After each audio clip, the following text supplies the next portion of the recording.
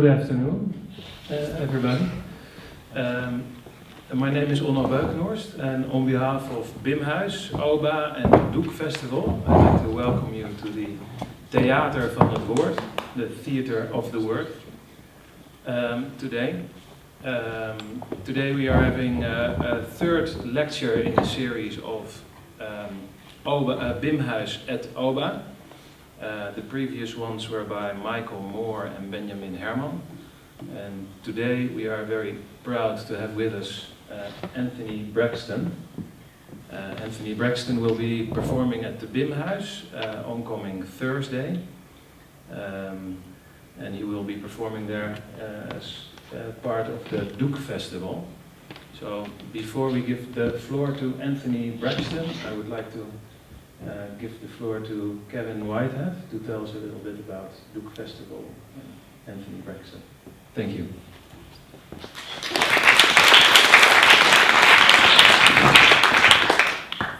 Doek Festival this year, every year they do a nice festival, but this year I think is maybe the most imaginative and the one I am most glad to be here for. Where 10 plus musicians from the Amsterdam scene around Holland meet up with 10 distinguished American guests, including our distinguished speaker today, Anthony Braxton. And it's 5 nights of concerts, lots of composers, lots of improvising subgroups, just the kind of festival that Amsterdammers love so much. I always think it's the least necessary thing in the world to tell people who are already here to hear someone speak why they are here to hear him speak. You already know who Anthony Braxton is, a visionary saxophonist and composer of music across several genres, from small jazz groups to full opera companies. One of the great talkers, also, as you will soon find out, and a mentor to many, many musicians, including mostly musicians who came from the States here, including Joe Hobynum and James Fay, who are sitting with Anthony at the table. And I don't really know what to say. He's a MacArthur Fellow. He's a United States National Endowment of the Arts Jazz Master. He is one of the most influential thinkers in jazz and improvised music and composed music of our time. Anthony Braxton, please give him a welcome.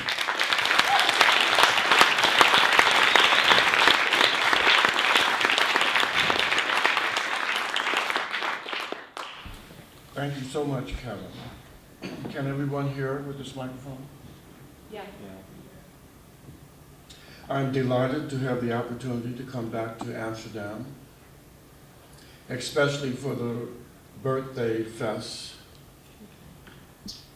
Mr. Mengelberg and I have come together for birthday celebrations many times now, at least 3 or 4 times.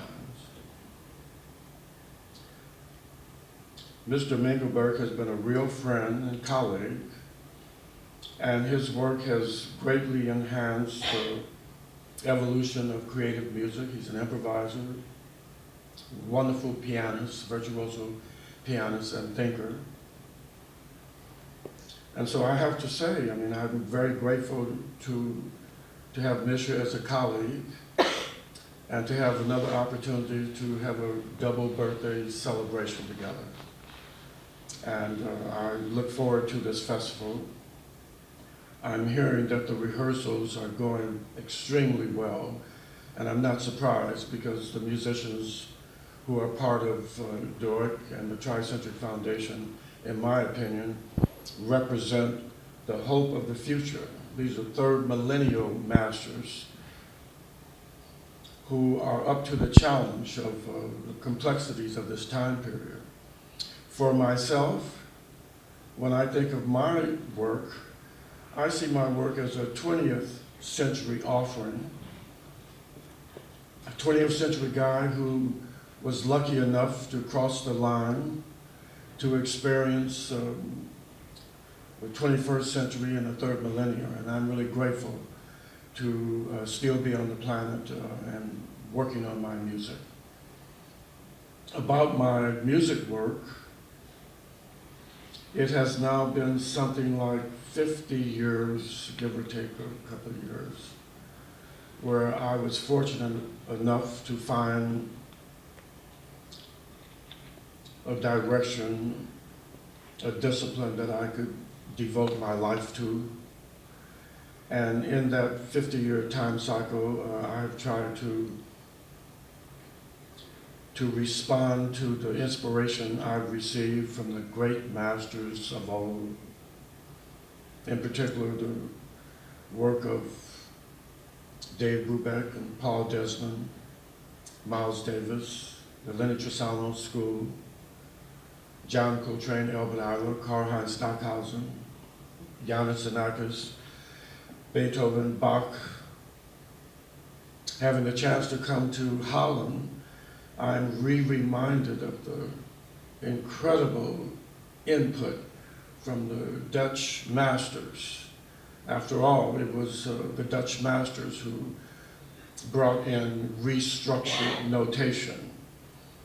It is the Dutch masters whose work would characterize and define the medieval period, including the emergence of new instruments. This is a great culture, and it's an honor to come to Holland and to be and to have opportunities to walk around the streets in Amsterdam. As for my work, well, in the past couple of years, my work has been talked of as jazz, where for the last 48 years, my work was viewed as the antithesis of jazz. Suddenly, as I come into my 70s, the jazz world welcomes me back. And I would say, hooray for the jazz world. Thank you for welcoming me back. But I'm not a jazz musician. And I was convinced by that because of the jazz world. The jazz world told me for 47 years, correctly, I would come to understand that my work was not jazz. And the classical world said, African American with a saxophone? Give me a break. In reality, the music that pushed my button, that allowed me to begin my own experience, were universal musics. I don't see my work as an affirmation of nationalism or of the country I was born in, America. Rather, I see my work as part of the profound changes that opened up in the 1960s that helped American musicians like myself understand that there were many different countries and many different cultures, and everyone was working in their own way to advance the cause of creativity and positive alignment. And starting in the time space of the 60s, I would start to research and learn about global music, music on the plane of music, and the relationship between creative music and universality. These were the kind of ideas that propelled me to make the decision to embrace music as a spiritual discipline, as a scientific discipline, as an opportunity to work with myself and to work with the quote-unquote other, and to better seek understanding of community and what community means as we move forward into the next time cycle. In my opinion, part of what's taking place in this time period, in this week, in fact, is profoundly important. The fact that the musicians from the Tri-Centric Foundation and the musicians from Doek have come together is a good signal. Our hope has always been to build a structure that would help us to survive and to rebalance the political complexities of modern media. This is especially the case for American vibrational synergies. In America,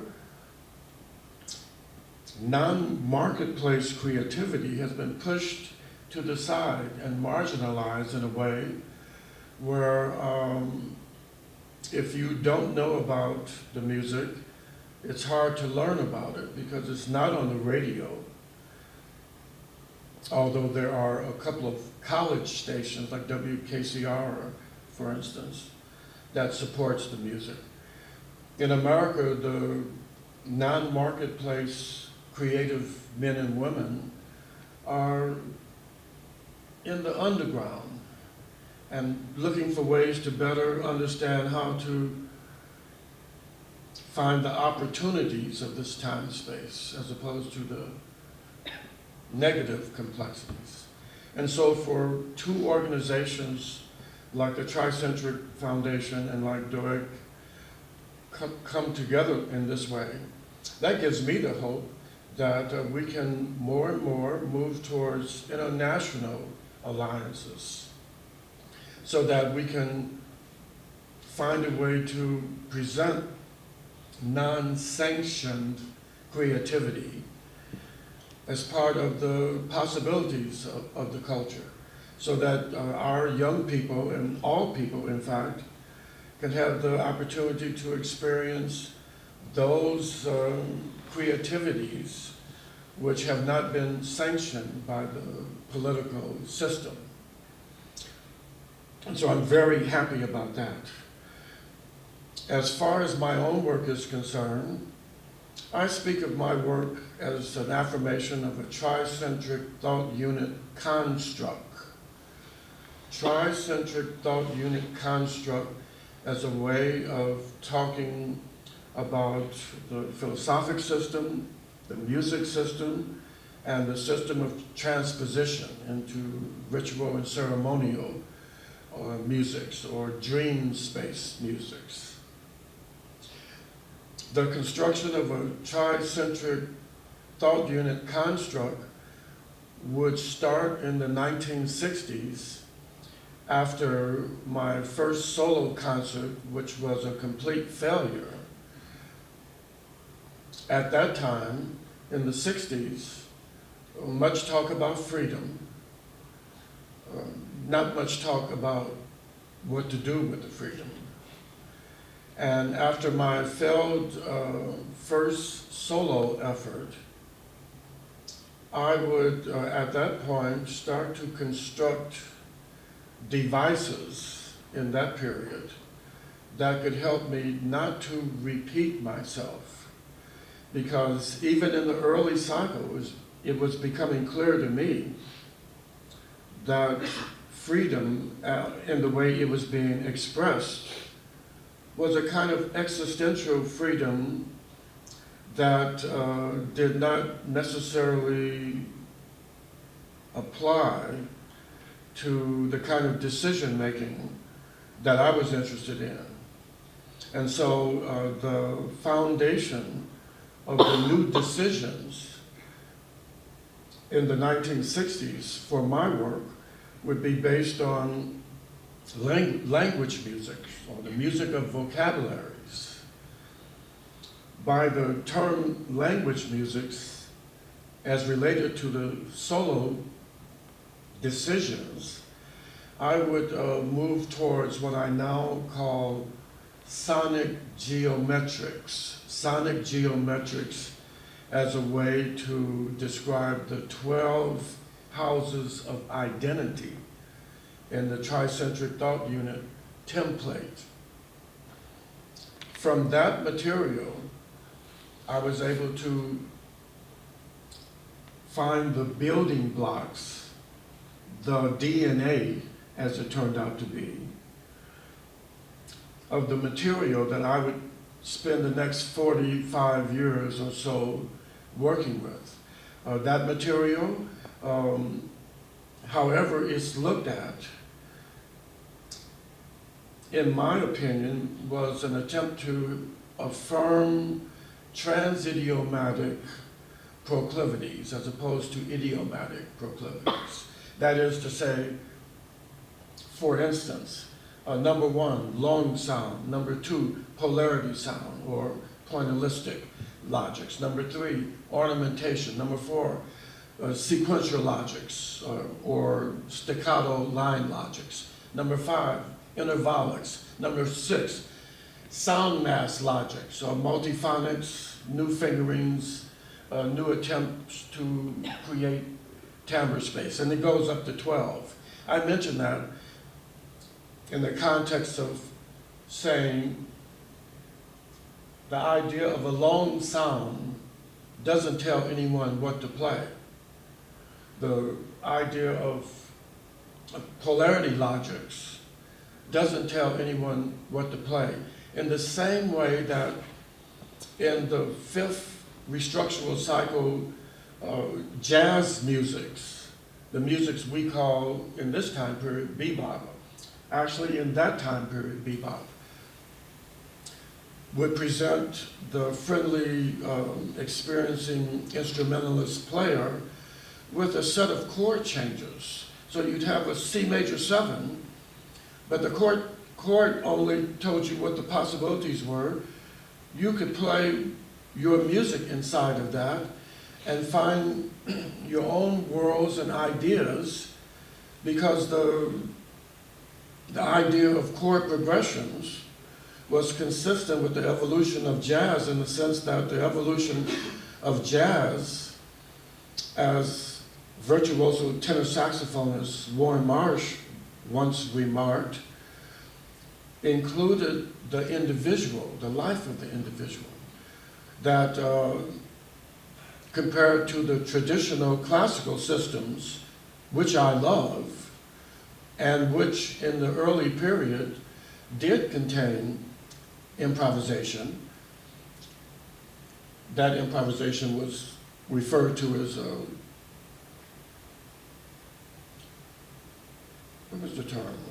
You have a figure-based improvisation, and the improvisation would call for 2 or 3 notes to be given to the organ player, and that organ player would dee do dee dee do dee dee do dee do dee do da do dee do da, and improvisation, which invariably was seated in an intervallic code, would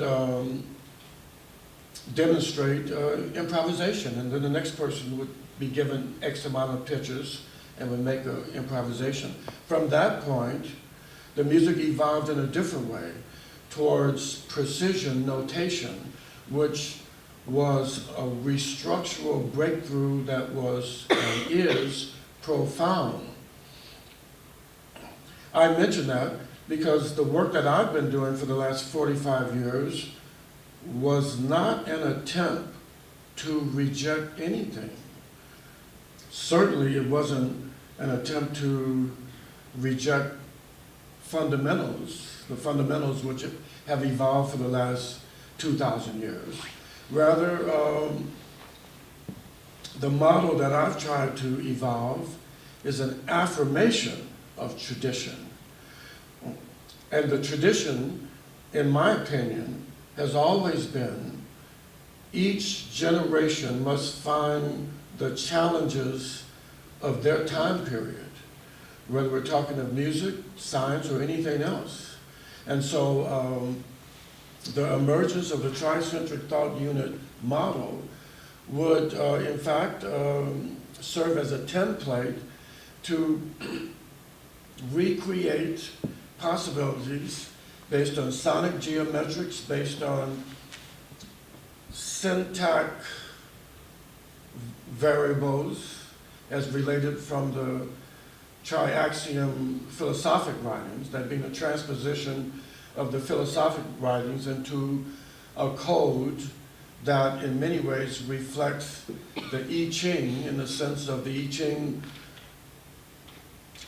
serves up a story, and the friendly experiencer takes that information and redefines it based on their individual experiences in life. And so I've tried to remember the fundamentals as I've built the template. And at this point in time, there are something like 400 and some compositions completed, give or take a few, either more or less. And my hope, now that I'm 70, I'd like to hope to at least be on the planet for another 10 years, because I'd like to put in the fundamental markers of the system so that it can serve humanity in the way that I envisioned. And by that, I'm only saying that there would be enough information for any person interested in my work to understand it on some level and to recreate aspects of it if that's the intention. And so I'd like to hope for 10 years I could finish the opera complex cycle. I could finish the solo music cycle. I'd like to have the hope of creating a series of solo organ pieces like the great French composer Olivier Messiaen, whose work has always inspired me. I feel that I've been a very fortunate guy, and part of my good fortune has been that I was able to choose really special heroes and heroines. And because of exposure to my heroes and heroines, I've tried to fashion a response that takes into account all what was given to me as a young man. And so I have tried to have experiences playing the instruments in a way that was consistent from what opened up in the Association for the Advancement of Creative Musicians, the AACM in Chicago. It was the AACM that, in my opinion, redefined multi-instrumentalism. Where before, you'd have a person playing saxophone or flute or clarinet, the AACM would extend the idea into the composite sound space and set up different parameters for the creative multi-instrumentalists. And so as the instrumentalist, I've tried to have an experience. I've always tried to encourage my students, who later become my teachers, to keep a physical relationship with the music, keep an intellectual relationship with the music, and keep what I'll call here a vibrational relationship with your work. Vibrational in this context could involve a spiritual relationship with your work, or a relationship that is correct for you as you know yourself and no one else can know, that the system would affirm the individual and the choices of the individual. This has been part of the work that I've tried to do, to reform the structural arena of the music and to put it in sync with the new technological developments taking place, to put it in accord with the geo-vibrational changes taking place in this time period, and also to have it as an option for those of us who are not able to get everything that they want from the popular musics or from the historical musics. That is to say, my hope is that the work that I've been doing reflects the spectra of vibrational inputs and possibilities of this time period, or the time period that we're living in a way where it can assist evolution as opposed to resist evolution. In the end, as a professional student of music, I feel I need another 10 billion years to understand the discipline. There's so much happening with that which we call music that for me it's impossible to think about learning about the subject in one lifetime. Even so, there's much to do in this time cycle, and I am fortunate to know and work with people who are doing it. And so, finishing up, I would say this. I was fortunate to find something that I could give my life to, because I was the kind of guy who, as a young guy, I wasn't what would be called a practical guy. So I chose free jazz to make $1 billion. I thought that would be practical. Okay, that was my joke. It didn't go that far. In the end, what we call being alive goes by so quickly that for those of you who have found music to be central to your essence, you're really lucky. And my hope is that you'll come to the concerts tonight and tomorrow night, including the concert Wednesday, but in fact, support the whole festival, the complete 6-day festival. Because if you can come, you'll get an inkling of the creative possibilities of this time period from men and women who have already started to pay the dues that you have to pay when you separate from the mainstream political line. The men and women of the Tri-Centric Foundation and Doek have made that decision. The money goes that way. I want to go with the money, but the music might go that way. And the concerts which are coming up in the next 6 days are from people who made the decision, oh, music's going that way, I'm going that way. Because that's what's calling me, creative music. And so I'll stop and we'll kind of just open up things. Multi-instrumentalist, composer, scholar, James Fay. Multi-instrumentalist, composer, scholar, Teleho Bynum. Let us kind of talk a little bit. I was going to say, wow.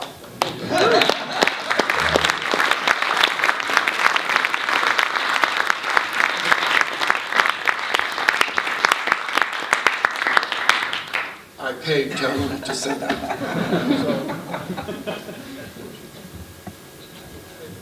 Anthony, I want to push back on one thing you said earlier in your talk about how the jazz world rejected you for so long. I think it's worth noting that You're right, I know what you're going to say. Many people in the jazz world who are always in your corner.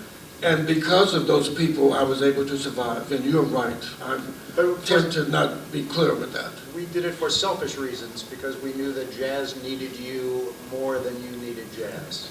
But the way you expanded the vocabulary of instrumental works and the way of conceptual vocabulary of thinking about composition and thinking about ways to organize material, jazz in the last half century would be much less rich without that input. Well, I'm very fortunate because I've had people like you, Mr. Whitehead, who believed in me. And we talked a couple of days after I won the Jazz Masters Award. And I made it very clear then, and I'll make it clear now. I was able to receive that award because of the article you wrote in Shoemaker's website.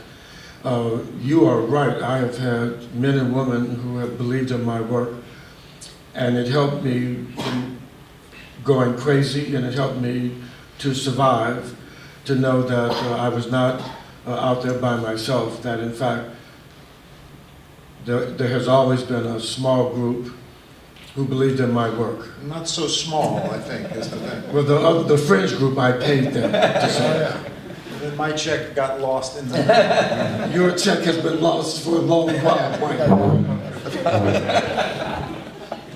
I think for me, that's one of the radical things about Anthony's music, is that concept of transidiomatic identity, that, as you said, you don't reject anything. And I think as a musician, that's so empowering, because so often, I think idiomatic identity becomes a defining principle of what you do, and you're expected to make a certain kind of music. I can speak for myself, I think I can speak for many of my generation, that one of your examples that was so profound for us was that it was never about rejecting anything. It wasn't about that we could explore the idea of idiom without having to follow all of any particular idiom's rules. And for some reason, I actually really believe that you predated sort of the idea of an iPod shuffle, the idea of this sort of hybridized identity that on a cultural level, on an ethnic level, on a musical level is becoming the norm in a globalized world as we enter into the third millennium.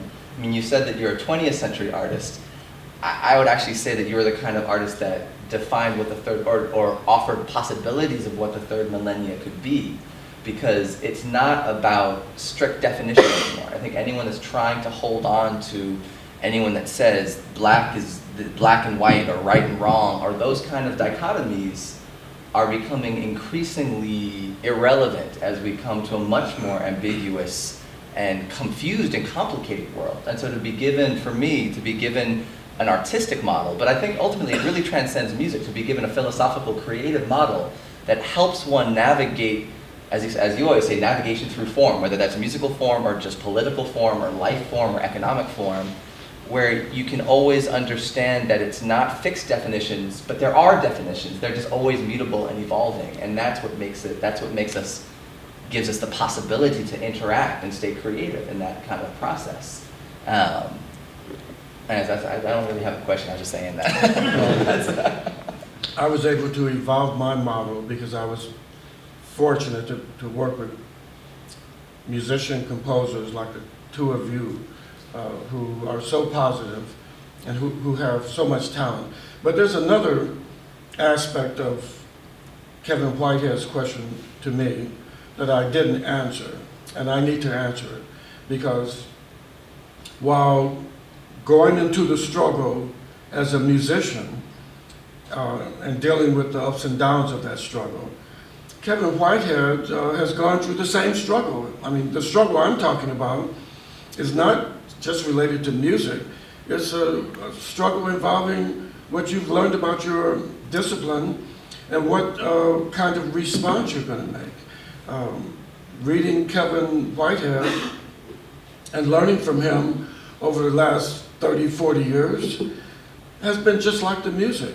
After all, it was Kevin, for instance, who wrote the book of definition, especially for Americans, on the composite synergies taking place here in Amsterdam, here in Holland. This was, to my knowledge, the first real attempt to gain insight into the post-60s vibrational reality. And a subject like this could not be approached by someone who was outside of it. It could only be approached by someone who was dedicated in the same way as the musicians, as the composers. And so Kevin Whitehead comes from a tradition that's like the tradition I come from. In fact, it's kind of a marriage of two different disciplines, of men and women who are seeking a way through dealing with sonic vibrational components, and men and women who are writers, intellectuals, spiritualists, socialists who are working to bring things together. And I think what brings both groups together is the hope of finding something that's true. True for the individual, true for that which is separate from the individual, and true for the greater culture. I feel like when I look back at the last 50 years, we have all been on a mission. And for those moments when I've been really down or something, suddenly I'll have a chance to talk with Kevin. Suddenly I'll have a chance to talk with Hugo de Crème, who lives in Belgium. But I've been able to, because of good luck, meet men and women all over the planet who it feels like we all grew up together and that we were all talked about the same kinds of things together. And so, yes, I'm grateful to have an opportunity to play my music here in this wonderful city. But the subject that we're really talking about transcends music. We're really talking about creativity, we're talking about multidisciplines, and we're talking about discovery of the will to stay with this as opposed to this, and the challenge of evolving whatever our decisions have solidified for us. James? Thanks for that.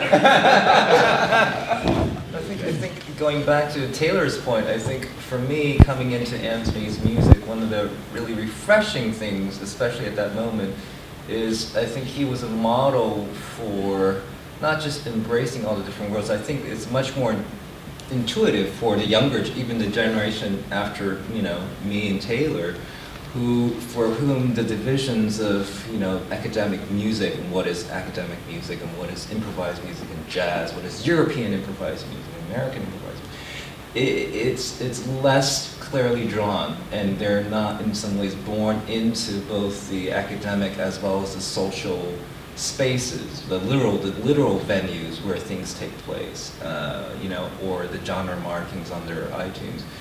But at the time, you know, for a long time, for Anthony's generation, that was really a clearly divided. And what was so refreshing was that you were really in the cracks, you know, but not just that you were in the cracks, but you were genuinely enthusiastic about all the music. You were playing minimal music with Philip Glass. You were playing with, you know, with Brubeck. And you loved, you know, you could talk about Brubeck records and we would talk about Ralph Shapey records with the same love and passion, which is extraordinarily rare.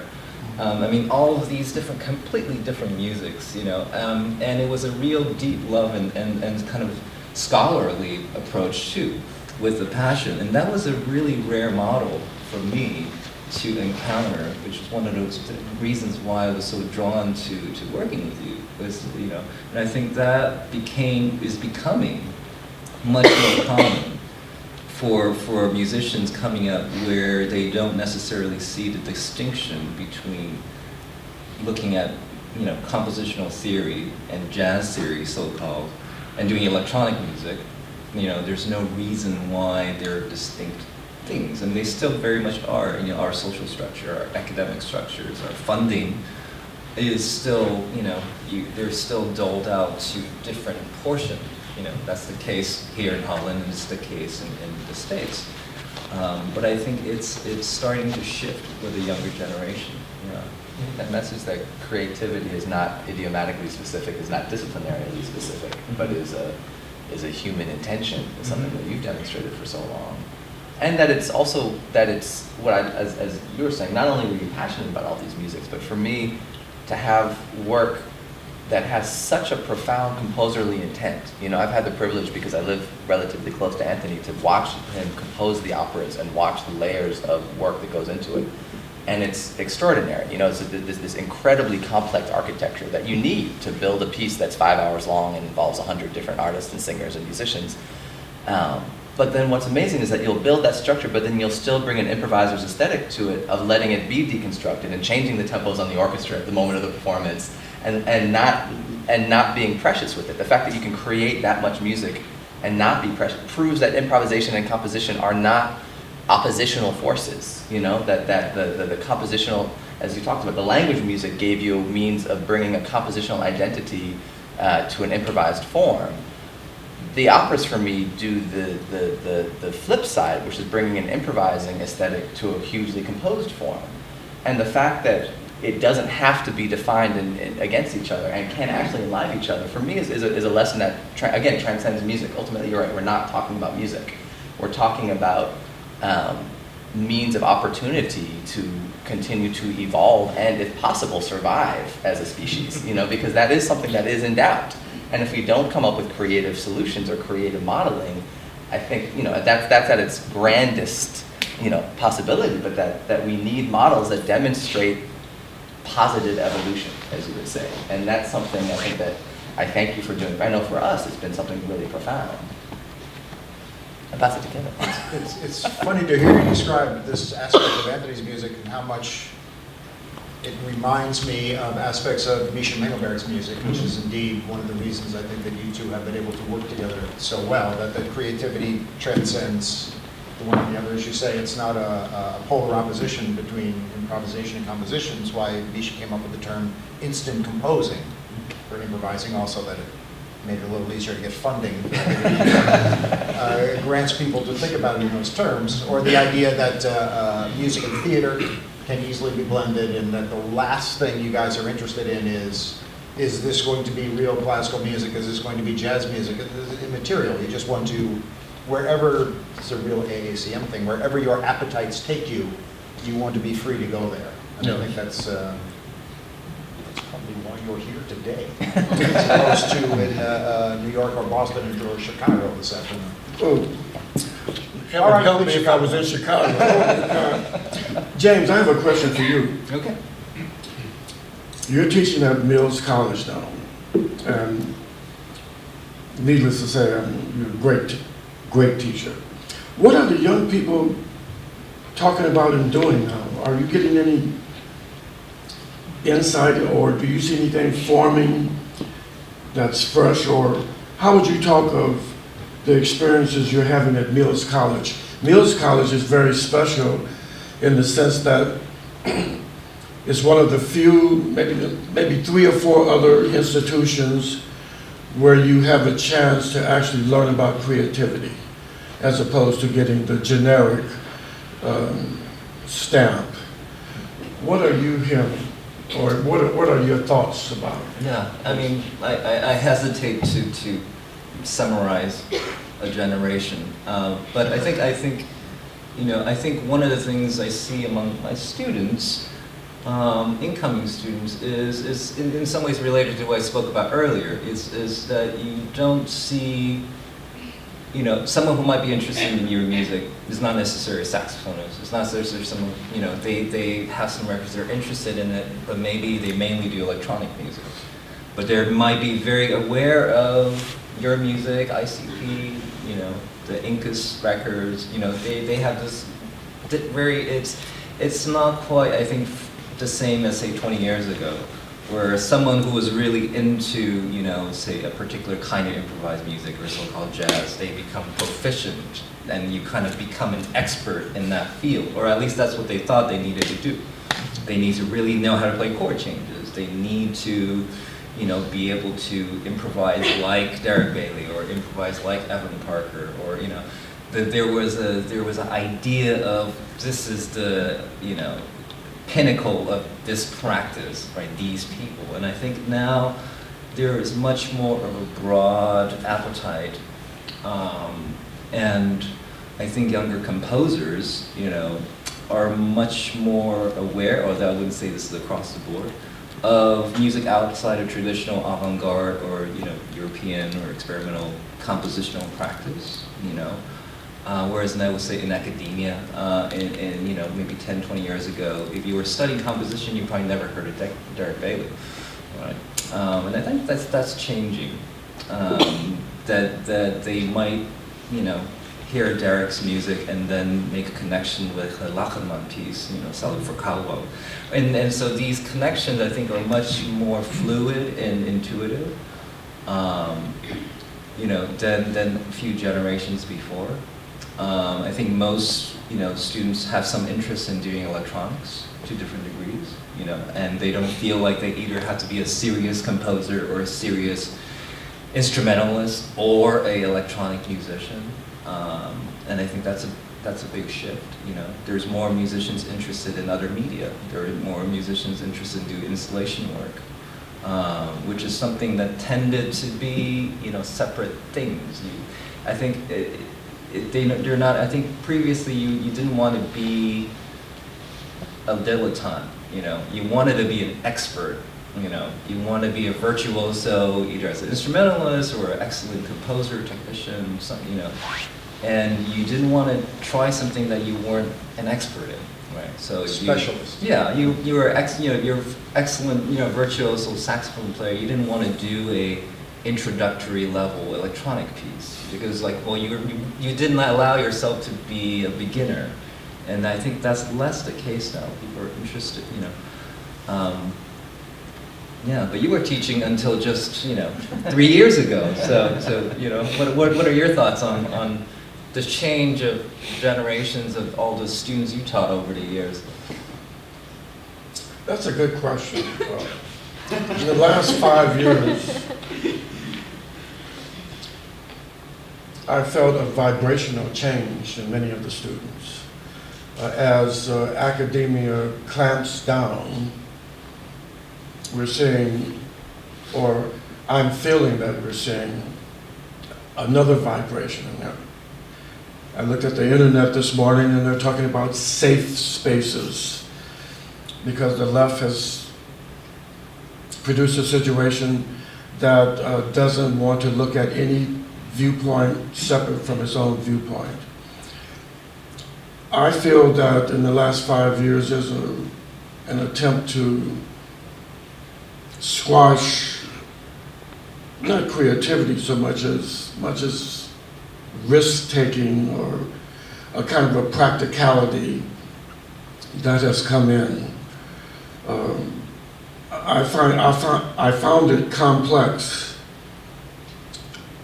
When I think about the 28 years of being in academia, I think the high point for me was working with you guys because we were always doing different things, having fun, kicking the can, playing some music, laughing, trying this or trying that. But in the last 2 or 3 years at Wesleyan, I found myself feeling, it's changing. The university is designing a system to discourage, for instance, too much music ensemble playing. And things like that are starting to change the curriculum a bit. I found myself feeling academia is about to become irrelevant again.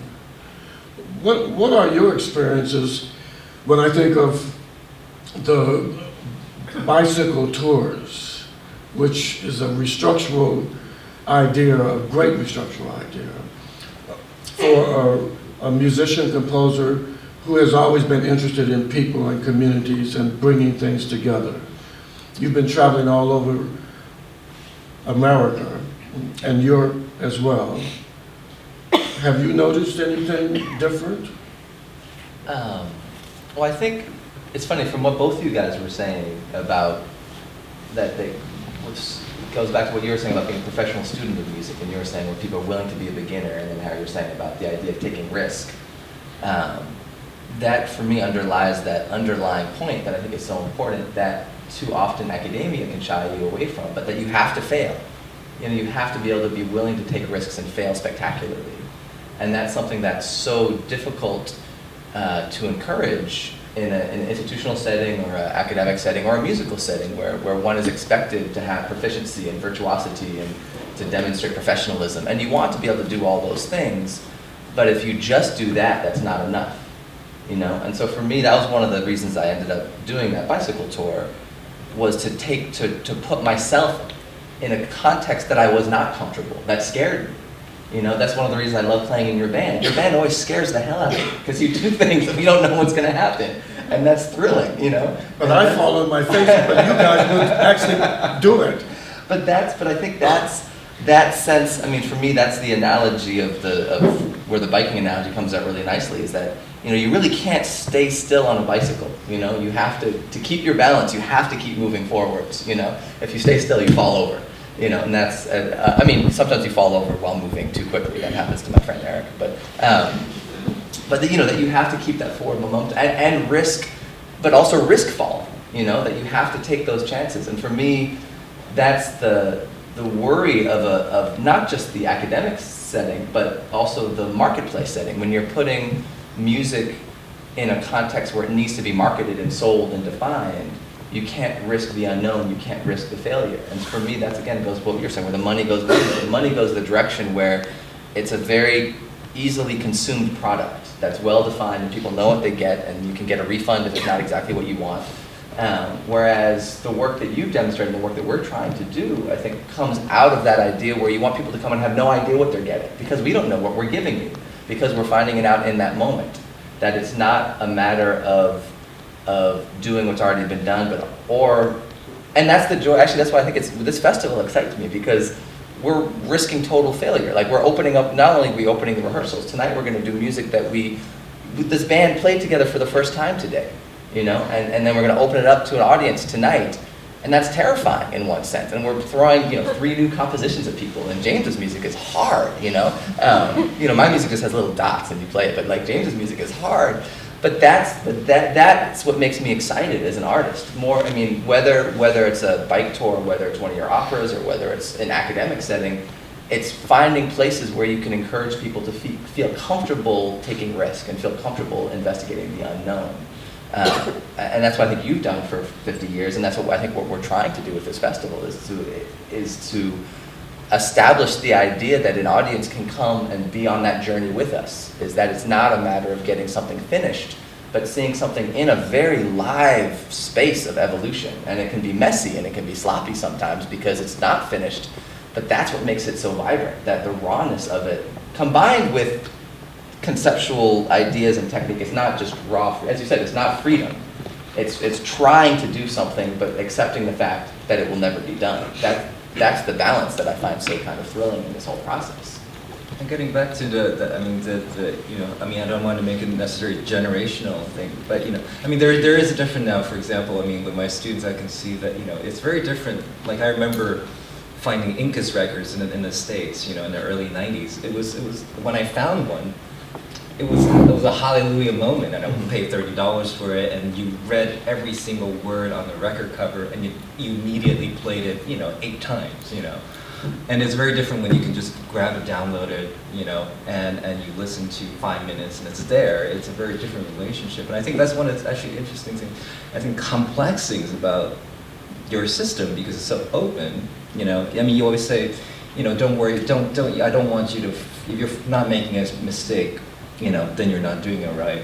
But you say that then that's from a person who used to practice 10 hours a day. Yeah, exactly. Right? And that's the interesting dichotomy. It's not, make a mistake, you don't have to know how to play. You will practice to become, a virtuoso and to really get deep into it, but then you don't want to be hung up on that when you actually, make the music happen. And I think that's a very difficult balance that sometimes I don't see in a lot of people, is that, it's both the ability to take risks and actually, for you almost always deliberately make situations where failure is imminent, But that is coming from somewhere where you're, coming from practicing this music and developing technical abilities, and that balance is something that I don't see. It's very hard to have that balance, right? It's one or the other oftentimes, and that's quite unique, I think it goes to what you're saying. I think for me, I see that as the next generation's challenge, is that the entire world is available, that you can download and make this record in a second, and you can Google it. I remember the same thing. You told me to go listen to Albert Ayler when I was 18 or 19, and I had to search out an Albert Ayler record, and I put it on, and I absolutely hated it. I was like, this is terrible. Like, I don't get this at all. But I'd driven 2 hours to Boston and spent $20 to buy it. So I'm like, okay, I'll listen to it twice. And I listened to it a third time. And I finally was like, then finally it changed my life. But I had to listen to it 3 times, and I had to fight for it. It's too bad. And now it's amazing. You can just, put on YouTube and 25 Albert Ayler clips come up, or 25,000 Albert Ayler clips come up. But then sometimes I've had students who will listen to it for 30 seconds. Oh, I checked it out on YouTube and it wasn't interesting. I only checked it out again because I had driven so far and I paid for it. I think that the absolute infinity of available information is an incredible gift, but it also a real challenge, a real dangerous challenge. It's a different challenge. It's a different challenge. Because everything is available. Exactly, and that's good and bad. The same way that freedom is good and bad. You know, the existential freedom created by the post-Eiler improvising musics had incredible potential, but I'm curious to see the next generation apply the navigation and structure that you applied to that existential freedom to the sort of existential infinity of information. So how do you filter it? How do you navigate it? How do you figure it out? And how do you make something personal when everything is available? For me, is the question I'm really curious to see what comes up. Kevin? To go back to something else that you said a few minutes ago, because I think I have nothing to add here to this. You mentioned the word fun, and I was really glad that came up because, Taylor's saying it can be terrifying to try to play this music, but I think you have always, as he says, designed it in such a way that failure is an option. That it's like, I saw it today when you were rehearsing musicians. Like if you make a mistake, don't worry, your ears will bring you through. So the idea that this music is very serious and it's very involved and it works on so many levels, but there is this undeniable fun aspect to it. Your marches are a particularly good example of that kind of thing. That there is much humor, much good humor, much lightheartedness about the music, as well as this heavy intellectual aspect of it. And I think that's one of the things that has made your music so consistently inviting for the last 45 years. No, thank you, sir. So we're at 6 o'clock, and I guess it's time for us to stop. Let me say, I'd like to thank the people who organized this event. What a beautiful building this library is. Incredible. And the new Bimhuis is really special. Although, as an old dog, I still remember the old Bimhuis. But I like the new Bimhuis too. So let me say thank you for coming to our discussion. And if possible, try to support live music, support live creative music when it's possible. And this week, I really feel we have something special. Not only do we have dedicated men and women who are working together as one, but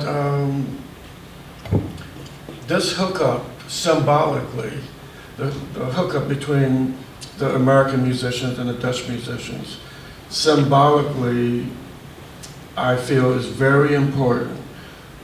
The creative people need to come together and start redefining the components. It feels like we're the only ones who will be able to do it. The politicians are in left field. I don't know about political dynamics in Holland, but I can tell you America is sinking. It's complex what's happening in America. And so to have some of the most dedicated of our artists come together to work in harmony, to produce something, is symbolic and important. And the fruits, the sonic fruits of that decision will be available for the rest of this week. A 6-day festival. If I didn't live in America, I think I would try to move to Amsterdam because Holland is so special and the great Dutch people are so special. And so I'd like to say thank you for having an opportunity to do this talk, and good luck. We'll stop.